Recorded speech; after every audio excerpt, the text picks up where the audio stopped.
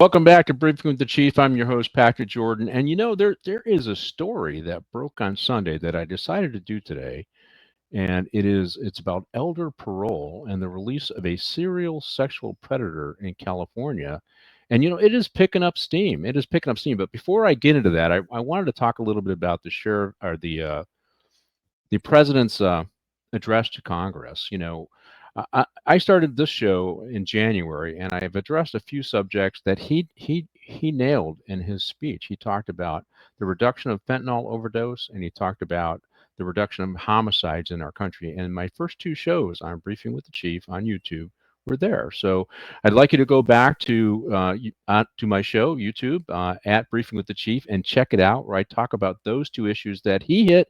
He led his speech off with those two issues. And so we are on top of it here at Briefing with the Chief on YouTube. Now, you can find me, like I said, on YouTube. You can also find Briefing with the Chief on my Facebook page, which is open to the public. I welcome comments on Facebook, and the followers are growing on there, and I'm getting comments. Now, I also do put on my Facebook page, I drop some of these source documents that I use to get my information, so you can read some of it for yourself. You can also find me on X at LASD Jordan. There it is, X at LASD Jordan. And I do participate on the spaces on X as well. In fact, today, the FBI raided the chief, the head of the LAUSD, that's the LA School Unified District's chief. Now, he had come from Miami. Apparently, there was some problems with some stuff going on in Miami. Now he's the chief here in LA, and he makes like $500,000 a year in salary and benefits. And they just did a raid on his house. So I was on spaces talking to some audiences about how the process works when they write a search warrant and the FBI hits your location, what they're actually looking for. And my thoughts on this case, I thought it was financial. So there's a lot of good things going on in the news, and we are talking about it here at Briefing with the Chief. And so I want you guys to subscribe on YouTube. Now, we did launch our Rumble page as well, and I'm getting some audience over there. So you subscribe on YouTube, you follow on Rumble, you follow on X, and I think you follow on Facebook as well. So there's no reason why you can't watch a show, because we put everything there. Remember to like, share, comment, and subscribe on YouTube. Okay, what I want to talk about today is elder parole. Now, elder parole is the concept if you serve enough time in prison that they'll release you based upon your age and other criteria. If you served enough of your time and your age, to let you out. Now, during the tough on crime era, a lot of states adopted laws where you got lifetime in prison, you stayed in prison for life, and then there was lifetime without the condition for parole. And California had all that stuff. When we got tough on crime, we had all that stuff. And so people were getting longer sentences. Of course, crime went down. And then as we started the whole social justice warrior, criminal justice reform, there wasn't a criminal that the Democrats wouldn't hug and release from prison. And on Sunday, the parole board released a report that they were going to grant parole to a guy named David Allen Funston. Now, David Allen Funston is a serial sexual predator of children. He kidnaps them, sexually abuses them, and he had 7 victims in the late 90s, all under the age of 7, the last being 3 years old, the toddler that he lured to his car with a Barbie doll. Then he sexually abused her and then threatened her and released her. So he got 3 25-year to life sentences plus another 20 years, and he's been granted parole. He was sentenced in 1999, and he's granted parole. So basically, he was in for like 26 years, and he's been granted parole.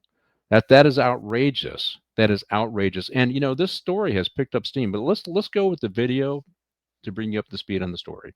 Victims was from 3 years old to 7. He kidnapped them. He committed horrific sex crimes. And now all of that is changing. A parole board has granted an elderly release from prison to a man named David Funston. He was sentenced back in 1999 to 3 life in prison terms plus another 20 years for kidnapping and sexually assaulting 7 young kids, all of those kids under the age of 7. Thanks for joining us tonight. For Fox 40 News at 10:30, I'm Eric Careyman. Nikki has the night off. The elderly parolee program in California allows inmates who are 50 years or older and that have served at least 20 years of their sentence to be considered for early release from prison. Funston is 64 years old. And a Fox 40 exclusive here at 10 o'clock tonight, Rowena Shaddix spoke to the former Sacramento County District Attorney, that is Anne-Marie Schubert. She prosecuted that case, and she also talked with victims who are now adults and Senator Roger Niello, who is working now to change that law. Needless to say, I was absolutely shocked and stunned that such a decision would be made. This week, former Sacramento District Attorney Anne-Marie Schubert learned that convicted sex offender David Funston was granted an early release by the parole board on Wednesday. The age of his victims was from 3 years old to 7. He kidnapped them. He committed horrific sex crimes. He is a pedophile, in my opinion. He's a dangerous human being, but he went to trial and he was sentenced to multiple life terms. The judge essentially said no amount of time is enough. You should never get out of prison. And so now he has this benefit that he can now get out of prison because our legislature decided that we should let people out early. And in fact, he should never actually be released. 33-year-old Amelia was Funston's youngest victim. He used a Barbie doll to lure her away from her aunt's front yard and kidnap her. Took her to his residence, committed crimes against her. She's 3. She's a toddler. And then she's dumped into a neighborhood and said, go knock on that door. I remember bluntly of what happened. Hey, that's good, that Amanda. night. That's I good. can identify.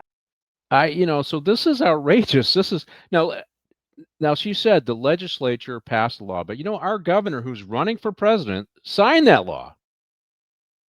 Our governor who's running for president signed that law. Let's listen to the headline of the LA Times on this case up there, because that man is a monster. California serial child molester granted parole. Victims are outraged. Now, the LA Times has done 2 articles on this. Obviously, for the LA Times to do an article on this, it must be outrageous, right? And this is outrageous.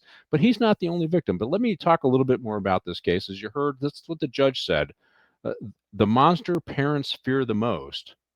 Is this who this guy is? Funston, that's who he is. He's the stranger danger guy. He's the guy that you have to look out for. He's the guy that is part of the nightmares of parents and children everywhere. And California has decided to give him a discount on his sentence, a senior discount, and let him out of prison. This is outrageous. And lawmakers have been trying to close this loophole where people like him, serial sexual predators, would be the children and women, are able to apply for this elder parole and get out, and it has been blocked by Democrats in the state legislature. Now, Newsom, if he wants to be a moderate, he can call for the legislature to pass some laws to reform this program, but he won't do that. He won't do that. So when you hear about Gavin Newsom and he's talking about how he's moderating his views and he's coming to the center, ask him about this. You remember this, because he won't bring it up. He won't bring it up. He's part of the cabal that have created these laws that ignore the victims. And I enjoyed the president's recent State of the Union address, because he said the number one goal of government is to keep their citizens safe. And all the Republicans stood up, and then he looked at the Democrats. Why aren't you standing up? That is, and he called them out, as he should, because they support these nonsense policies. But let me give you a little more information on this. So on Sunday, the Times reported that David Allen Funston, who was convicted of 16 counts of kidnapping and child molestation in 1999, had been granted parole at the age of 64. Now, some people might say 64 is old. Not in my book. And Funston sexually assaulted multiple children aged 7 years old or less in a Sacramento suburb between 1995 and 1996, prosecutors said. And of course, the judge described him as the monster parents fear the most. So this is what the recent Sacramento sheriff said, and he nails it. He nails it. And this is Sheriff Jim Cooper of Sacramento County. He decried the parole boards, and he said, this guy as being dead wrong, and he said he abused these children horrifically. He stole their childhood. Someone who does this type of thing does not deserve a second chance in life. And that's where we're at. Prison and jail, if it's a lesser crime, is about keeping violent people away from the public, but it's also about punishment. So there's two things you're dealing with. Somebody like this, even if you think he's reformed, their crime is so heinous that the punishment requires them to stay in jail for life when they're convicted on a life sentence. And I think this is a betrayal to all the victims out there. It is a slap in the face of all the jurors who sat through this case and helped hand down this sentence by the legislature. And these things and these things happen by the parole board and the legislators. Oh, well, that's the law. They do all that thing. It's the law. It's, we don't really have any control over that. But let's keep something in mind. The governor appoints every one of those members to the parole board. So because the governor made some statements that he doesn't agree with this, he's asking the parole board to reconsider. He doesn't have the authority to overturn this, but he appoints every single one of these people who've allowed this to happen. So the legislature in California, which is a supermajority Democrat, helped pass these laws and are blocking any effort to reform these laws.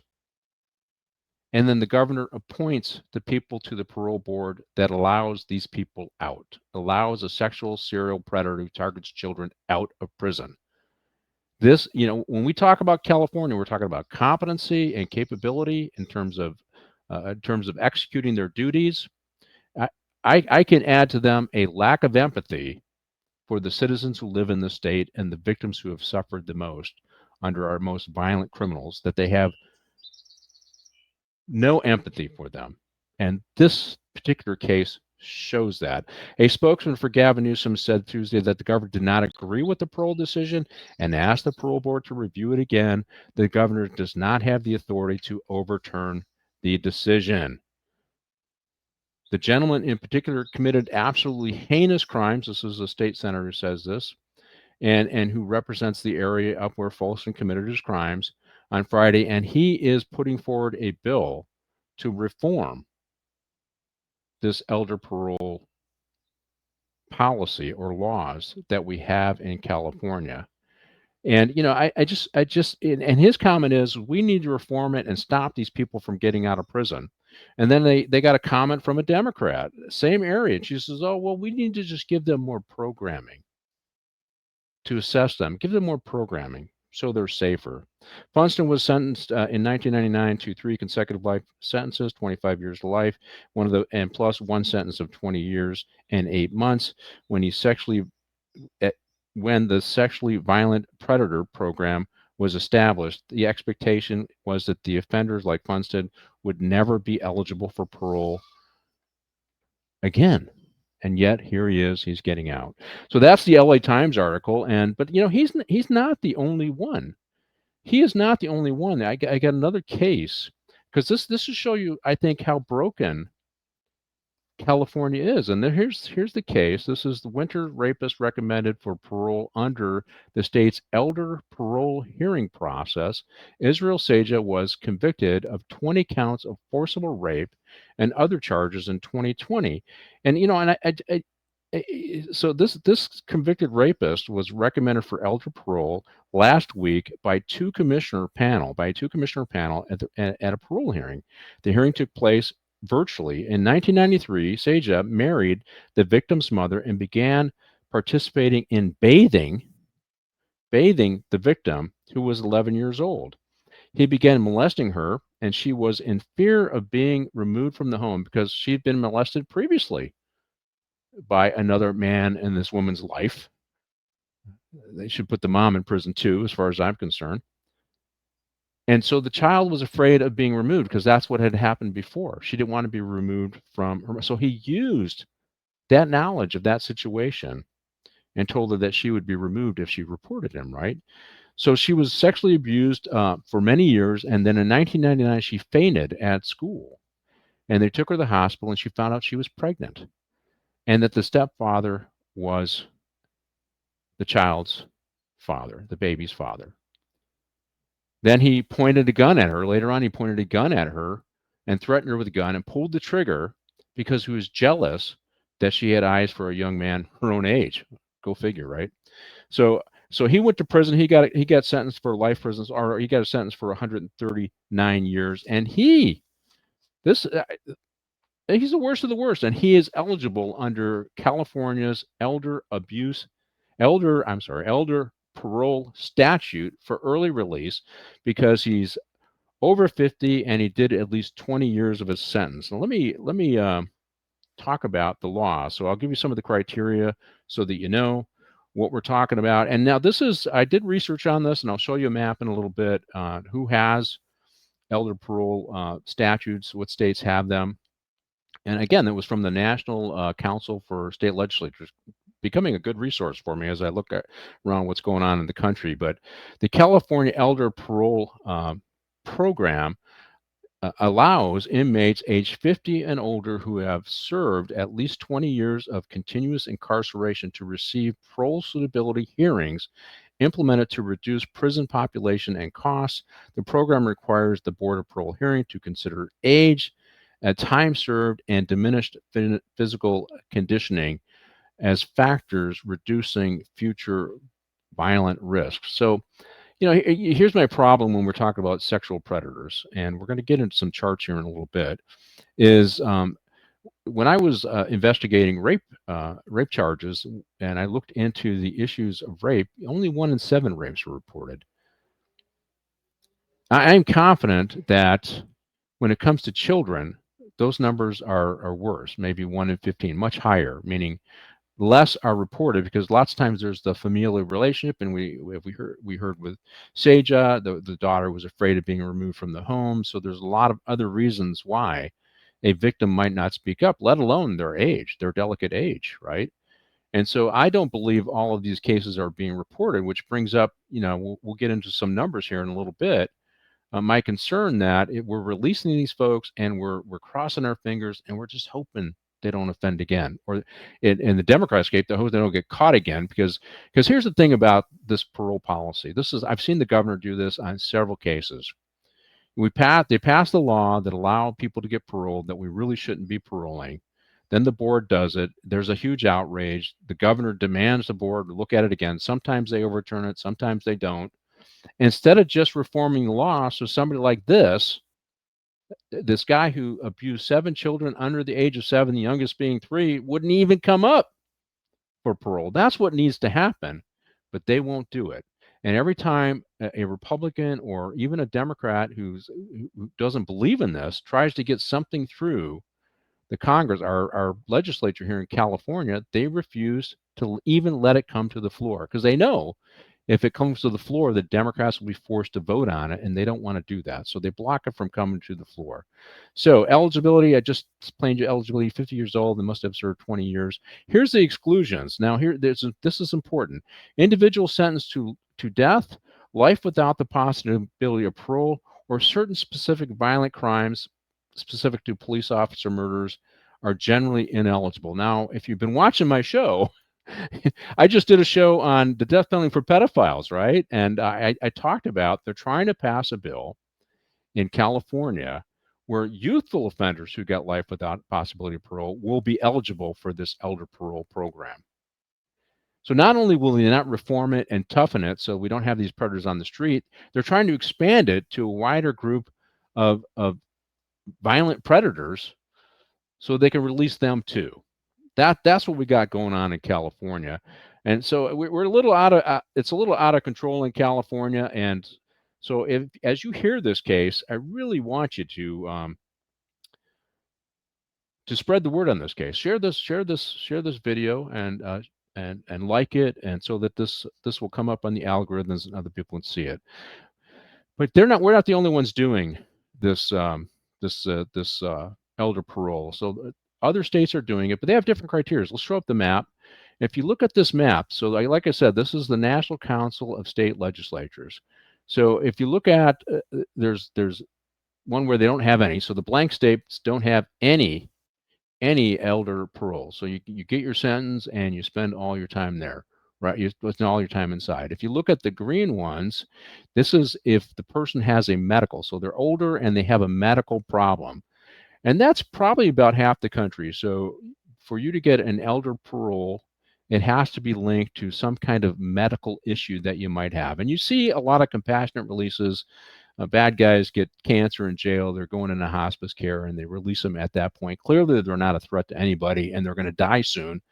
And I have my thoughts on that, but I'm more supportive of that kind of assessment than what's going on here in California.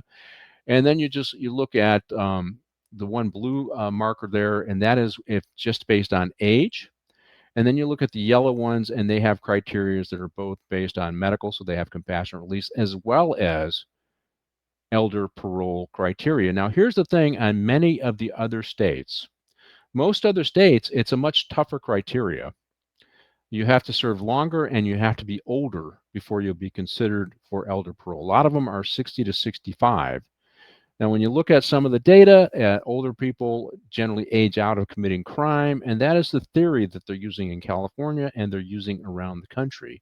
Now, like I said, we put people in prison for punishment, and we put them in to keep the rest of the community safe. And if they're looking at the data, and many studies show that after 25 years in prison, most inmates age out and don't recidivate, right? That's the theory that they say. Now, for me, regardless of that theory, the people who commit this type of crime need to do all the time. They need to stay in prison. The punishment needs to be severe, and I don't care if they get cancer; they can stay there and they can die in prison. That's kind of how I see this. So, what I wanted to talk about next, though, is the recidivism. That we got a dashboard from California where I go to look at information to see what is going on. And so here's the total dashboard, right? And it shows right at the top that bar chart where you see the different percentages. What it shows is convictions over time, and it shows arrests, and it shows returns.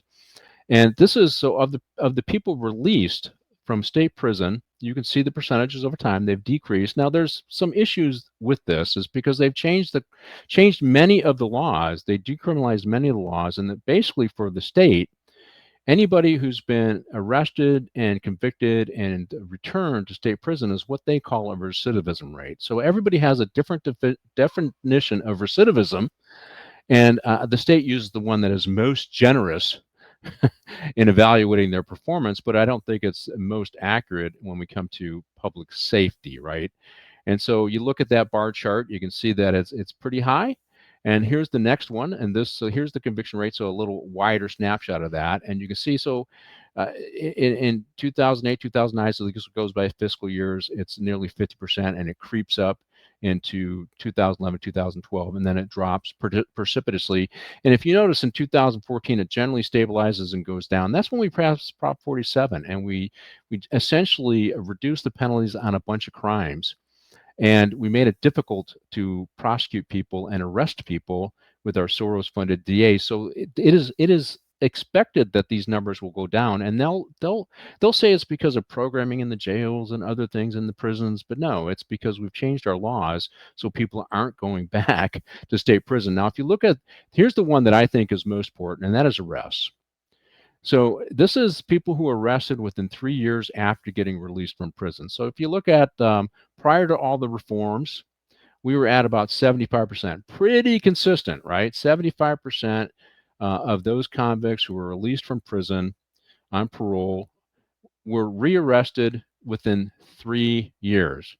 That's why the idea where cops go after the known criminal. You remember Humphrey Bogart, the famous line, Claude Rains, round up the usual suspects in Casablanca. Well, you know what? When we're looking to reduce crime, we look at the usual suspects, and we have an impact because they're the ones, they haven't changed their life. They're the ones who are out committing crimes, and they, of course, returned. And as we went through these criminal justice reforms, we actually started in 2009, you start seeing a little changes in the returns, right? We made it harder to put people back in prison. We made it harder to arrest people.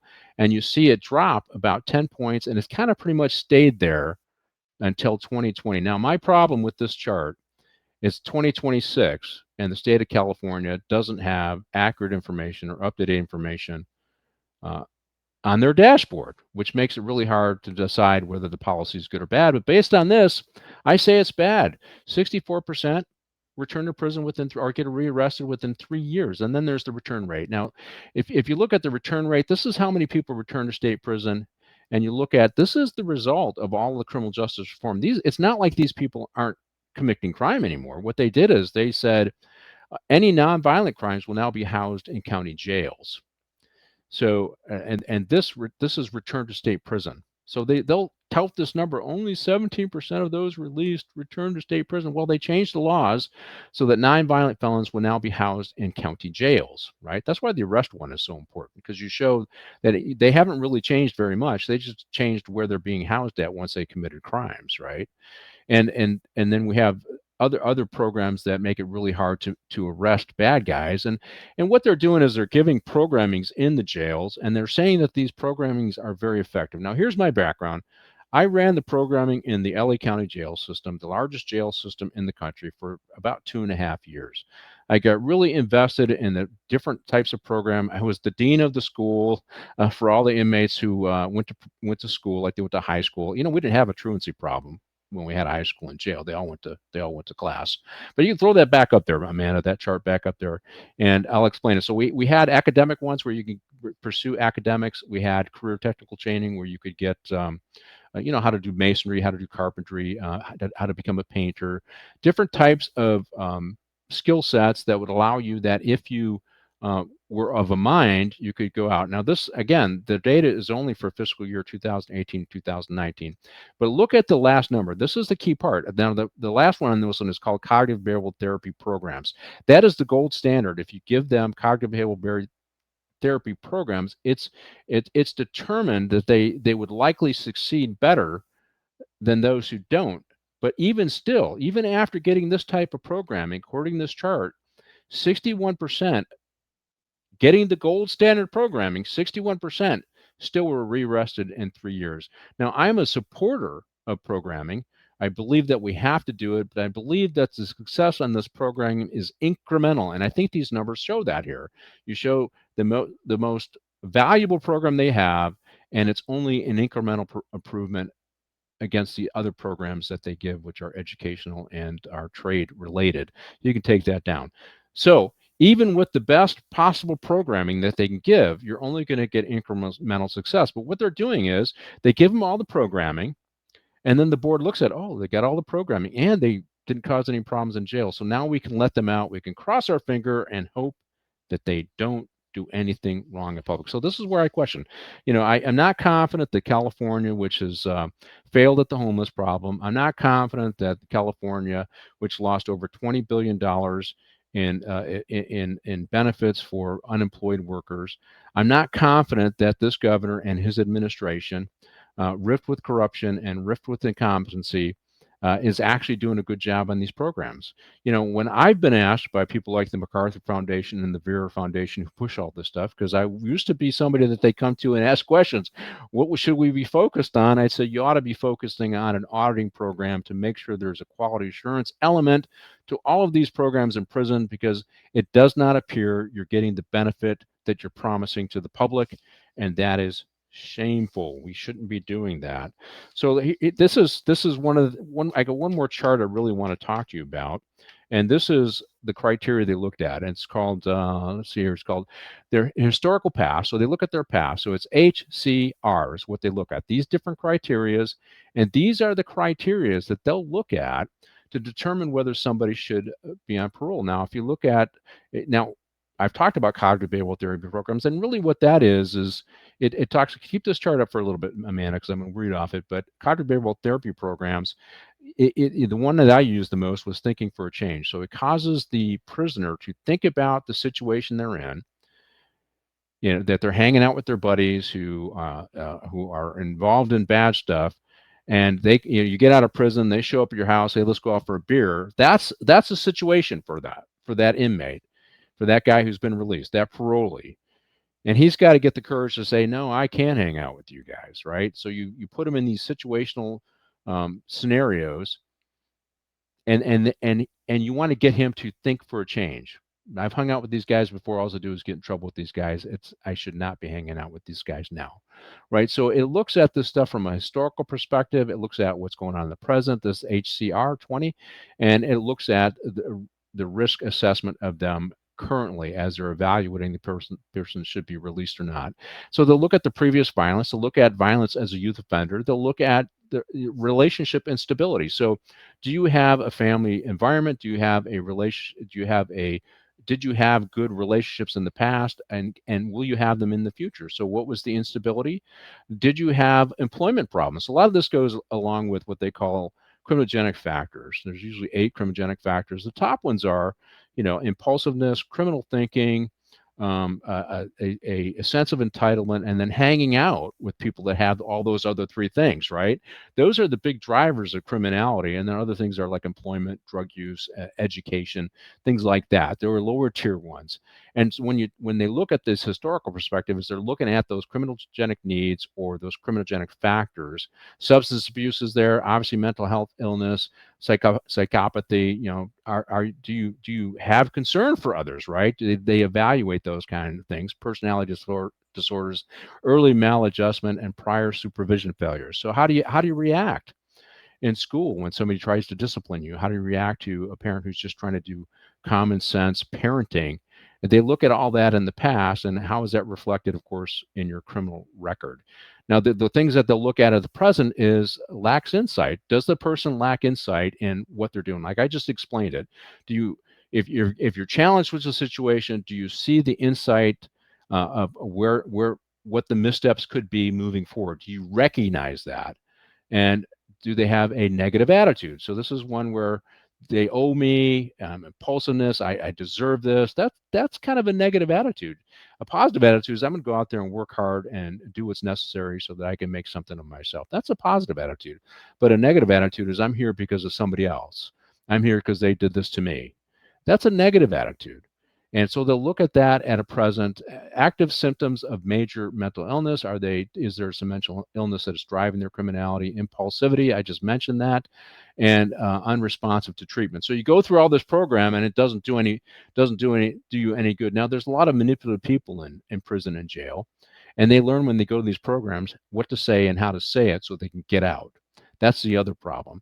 And this is when you start looking at risk management and the future. Is their plan for where they're going to live at, where they're going to work at, how they're going to live life, is it feasible? Do they have appropriate support systems? Are they exposed to destabilizers, meaning are they going to a home where there's a lot of drinking and drug use there? Lacks potential personnel support. So are mom and dad involved? Are they going to help? Non-compliance with remedial attempts. So we let you out. Are you gonna work with the parole board? Are you going to work with training? Are you going to drug and alcohol abuse training and any other stressors that might be in their life? So these are the things they look at when they make this. So they put this guy through this review and they decided that he's okay. I'm sorry, I have a problem.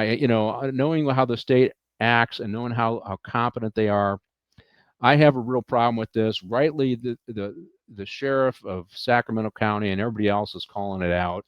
This is elder parole in California, where we have the most generous elder parole for the most vile people in our state, and I think we need to toughen these laws up. I think this is a call to all Californians and for anybody else in the country. Look at your elder parole statutes and make sure that they are thinking of the victims and thinking of the community and not the suspect. And that's my show today for Briefing with the Chief. Remember, you can catch us on YouTube. We usually drop a long format program every Wednesday, and then we do a couple of shorter ones during the week. But you can catch us on at Briefing with the Chief on YouTube. You can also find us on Rumble now, which same title. Briefing with the Chief. They said that I made 6 cents on Rumble. I just started there. So go over there, follow me there, subscribe on YouTube, and you can find my show on X. You can also find us on Facebook at Briefing with the Chief, a public page, and leave some comments there.